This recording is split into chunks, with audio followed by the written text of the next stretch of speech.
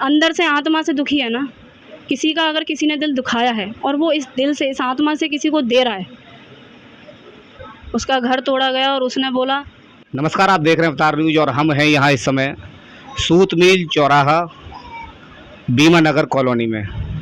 हमारे साथ मौजूद हैं साध्वी देवकी शर्मा। बताया जाता है कि इनको अलीगढ़ वाली माता कहा जाता है, अलीगढ़ वाली माता के नाम से प्रसिद्ध हैं।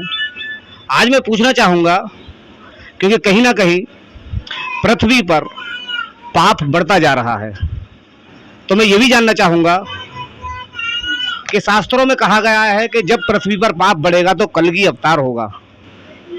तो वो कलगी अवतार कब और कहाँ होने वाला है, मैं पूछना चाहूँगा साध्वी देवकी शर्मा जी से। पहला विषय तो यही है तुम्हारा कि कलयुग चरम सीमा पे जब पहुंचेगा तब जा कर के कल्कि का अवतार होना अवश्य है। उसका स्थान, उसका सब चीज़ पहले से पहले ही तय है कि कहाँ कैसे कब क्या होना है। चरम सीमा पे अभी आया नहीं है, ये मान लो कि कलयुग के केवल पैर ही आए हैं। धीरे धीरे अभी प्रकट हो रहा है वो, पहले उसके पैर बन रहे हैं। जैसे माँ के कोख में बच्चा जन्मता है ना, पहले पैर बनते हैं फिर जा कर के सिर बनता है, उसी प्रकार वो धरती और आकाश के बीच में पाला जा रहा है, जो कि हम लोगों के बीच में ही पल रहा है, जो इंसान ही पाल रहे हैं, जो मनुष्य की ही बुद्धि में पाला जा रहा है। ठीक है। अच्छा, कुछ साधु संत जिनको ज़्यादा ज्ञान है, शास्त्रों की बातें करते हैं, उनका कहना है कि कलगी अवतार जो होगा वो संबल में होगा। क्या ये बात सत्य है या अभी इस पर भी कोई संदेह है? अभी सबको संदेह है, क्योंकि उन्हें ये नहीं पता कि संबल में होना है, क्या होना है और किसके घर में होना है। अभी 50 बात बनेंगी भगत इस बात को लेकर के। अभी संबल आई है, आगे कोई और जगह आएगी कि ये बनेगी। अगर ये भगवान की भविष्यवाणी हम इंसान करने लग जाए तो भगवान तो बहुत अलग हो गया। फिर इंसान भगवान की भविष्यवाणी किस प्रकार कर सकता है, ये चीज़ मैं भी नहीं बताऊंगी, क्योंकि मेरी इतनी बुद्धि कहाँ कि मैं उनका पता कर लूँ कि वो कहाँ आएंगे और कहाँ नहीं आएंगे। ये तो खुद पता है, भगवान भी अपने बारे में खुल के नहीं बता सकता कि वो क्या है, मैं सही बता दूँ तो। ठीक है।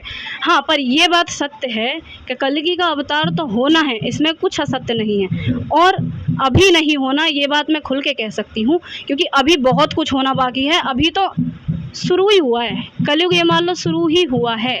अभी इतना कुछ होना बाकी है कि जब इंसान को खाने लग जाएगा ना, तब वो धरती पर आएगा। जिस तरह से हॉलीवुड फिल्में बनाता है ज़ॉम्बीज़ वाली, जिसमें कि इंसान को इंसान खाता है, ये बात अभी आपने कही है, तो क्या ऐसी परिस्थिति जब होगी तब कलगी अवतार होगा, ये आपका कहना है? मैं शायद यही सुन रहा हूँ।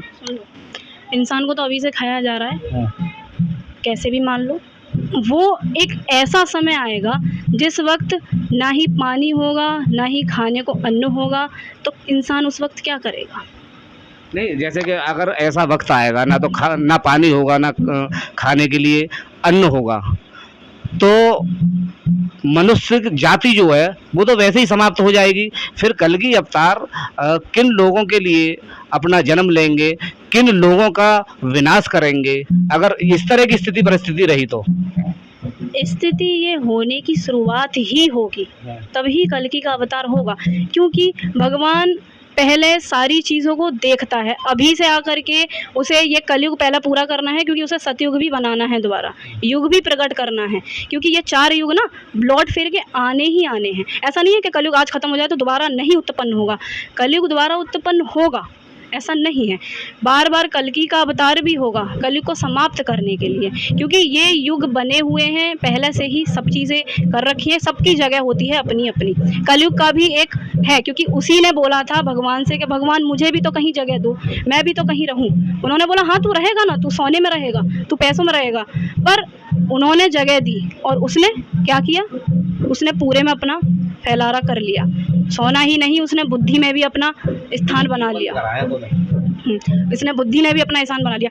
अब तुमने ये बोला है कि जब ये समय आएगा तब तक तो सृष्टि अपने आप ख़त्म हो जाएगी, तो ऐसा नहीं है, क्योंकि जब ये समय शुरू होने पर ही आएगा ना। और ऐसे समय बीच में आए भी हैं, तो मैं बता दूं तो ये बीच में इंसान से घृणा करना लग जाना, हर एक को हटा देना, सबके मन में देखने से ही नफरत कर जाना, ये एक चीज़ जो आई थी बीच में, ठीक है, ये भी तो एक बीमारी थी।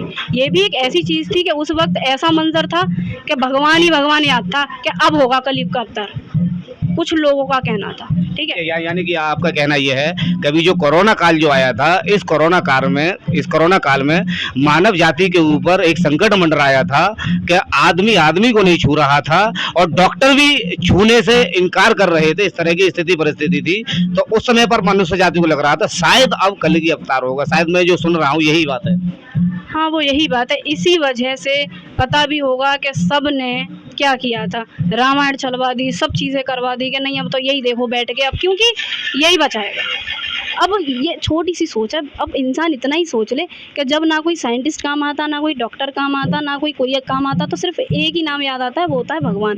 अब इन सब को ना याद करना पड़े, पहले याद कर लो इसको, तो शायद इसकी ज़रूरत ही ना पड़े।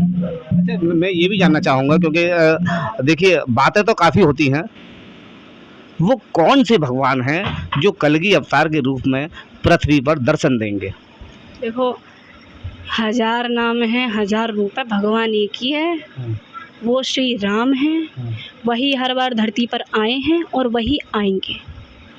और किसी ने ठीक से जन्म यहाँ लेकर के ना ही तो उसका कारण बताया है, ना ही कि उन्होंने हर एक युग में उन्हीं ने अवतार लिया है और उनका यही काम है, उनका यही कार्य है, ये तो सभी जानते हैं। अच्छा, मैं एक प्रश्न और पूछना चाहूँगा, क्या इस समय पर ये जो आप कहा जा रहा है कि कलयुग के पैर आ चुके हैं और कलयुग शुरू हो चुका है, इस कलयुग में नारी जाति है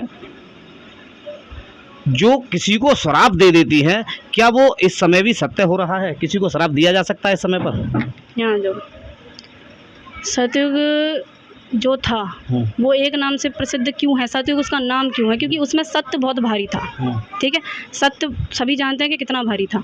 अब ये भगवान के प्रति ही हुआ है सुनना, सत्य आज भी है। कहते 24 घंटे में एक बार क्या होता है, सरस्वती जी पर बैठी जाती है।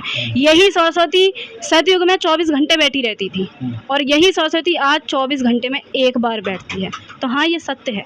अगर कोई क्रोध मीन्स अगर कोई अंदर से आत्मा से दुखी है ना, किसी का अगर किसी ने दिल दुखाया है और वो इस दिल से, इस आत्मा से किसी को दे रहा है, लगना बनता है। तो देखिए, जिस तरह से आपने बताया है कि अगर किसी के अंदर क्रोध है और अगर आत्मा से किसी को बद्दुआ दे रहा है या किसी को श्राप दे रहा है, तो वो उसका फल जरूर होगा। क्योंकि ये बात मैंने केवल इसलिए पूछी है क्योंकि अभी कुछ सालों पहले, कुछ क्या मेरे ख्याल से शादी क्या 2 साल हुई होंगी, आपने भी देखा होगा, काफ़ी चर्चित मामला रहा था कंगना रनौत का। जब घर तोड़ा था तो उसने बड़ी गहरी आत्मा से एक शब्द बोले थे कि तूने फिल्म माफिया के साथ मिलके मेरा घर तोड़ के मुझसे बहुत बड़ा बदला लिया है। आज मेरा घर टूटा है, कल तेरा घमंड टूटेगा। कि आज मेरा घर टूटा है, कल तेरा घमंड टूटेगा। ये एक सरकार के लिए कहा था, शिवसेना उद्धव ठाकरे के लिए, और हुआ भी वही। जो सरकार जो बनी हुई थी वो कुछ समय के अंदर ही वो ध्वस्त हो जाती है। तो कहीं ना कहीं ये उसकी अंतर आत्मा की आवाज़ थी, या फिर उसके अंदर जो एक सैलाब था, या भगवान ने सुनी। क्योंकि वो ये भी पता है कि वो जो कंगना रनौत है हनुमान जी की और शिव जी की बहुत बड़ी भक्त है और कहीं ना कहीं उनका भी आशीर्वाद है। तो ये सारी चीज़ें हुई थी। आत्मा सो परमात्मा, मेरी यही बात रहती है। अगर कोई बात आत्मा तक आ जाए तो परमात्मा डायरेक्ट सुनता है। जब आत्मा को बात लग जाती है ना, उसका घर तोड़ा गया और उसने बोला कि तेरा भी घमंड टूटेगा, ये वक्त तो हर समय एक जैसा नहीं। हाँ, तो उसने उस वक्त समझ सकते हो कि उस स्त्री के मन पर क्या बीती थी कि उसने ऐसा बड़ा किसी के लिए बोला। क्योंकि हम ना अभी ये जो कलयुग है, अब इस कलयुग में तो देखो सब कुछ कर सकते हैं, चक्कू मार सकते हैं, सारी चीज़ें कर सकते हैं, इस कलयुग की तो बात ही छोड़ दो। लेकिन जो सही व्यक्ति होते हैं, जैसे कि तुमने बोला कंगना रनावत शिव जी की पूजा करती है, हनुमान जी की पूजा करती है, ऐसे लोगों के लिए किसी को बद्दुआ देना भी बहुत भारी काम होता है। वो नहीं चाहते कि हमारी वजह से किसी और को दुख पहुँचे, क्योंकि सबसे बड़ा कर्म यही है। पहला, अगर भगवान की पूजा करनी है ना, तो पहले भगवान की पूजा करने से पहले खुद में कर्म सुधारने पड़ते हैं कि तू किसी का बुरा मत सोच, जब मैं तेरा अच्छा करूँगा। तो यही चीज़ थी कि आत्मा दुखी, और ये सत्य है, किसी की भी आत्मा दुखेगी और वो बद्दुआ देगा, लेकिन सही वे में। भगवान दोनों तरफ देखेगा, पहले किसने गलत किया है, कैसे गलत हुआ है और क्या हुआ है, सज़ा जब ही मिलती है। इस प्रकार तो आप देख रहे हैं कि कहीं ना कहीं अगर किसी के साथ अगर अन्याय हो रहा है और वो अगर अंतरात्मा से किसी को बद्दुआ दे दे तो सामने वाले का सर्वनाश होना लाजमी है। इस तरह के उदाहरण भी ज़्यादातर देखे जा रहे हैं। और फिर आगे मिलते हैं किसी और नए टॉपिक के साथ। बने रहिए हमारे साथ। मैं हैप्पी राजा, अवतार न्यूज़ सहयोगी पवन गांधी। मेरा नाम वीरपाल सिंह प्रजापति, बाबा कॉलोनी धनीपुर से हूँ। समस्या समाधान परिषद से जिला अध्यक्ष हूँ। सभी देशवासियों को रक्षाबंधन, जन्माष्टमी और नवमी की हार्दिक शुभकामनाएं, और मेरी तरफ से सभी देशवासियों को हार्दिक शुभकामनाएं। मैं रघुनाथ सिंह लोधी आप सभी बहन भाइयों के लिए रक्षाबंधन की हार्दिक शुभकामना देता हूं। ये पावन त्यौहार हमारे बहन भाइयों के लिए है और सभी इसे प्यार से बनाए, इसलिए हार्दिक शुभकामना देता हूं। मैं मानस जिंदल, ट्रस्टी भगवान परशुराम सेवा ट्रस्ट अलीगढ़, सभी भोले भक्तों को, देशवासियों को, शिव प्रेमियों को सावन के सोमवार की हार्दिक शुभकामनाएं देता हूं। भगवान भोलेनाथ सभी की मनोकामना पूर्ण करें। ओम नमः शिवाय। मैं शुभम गोयल राधेश्याम प्रकाश स्वीट से सभी भोले भक्तों को सावन के सोमवार की शुभकामनाएं देता हूँ।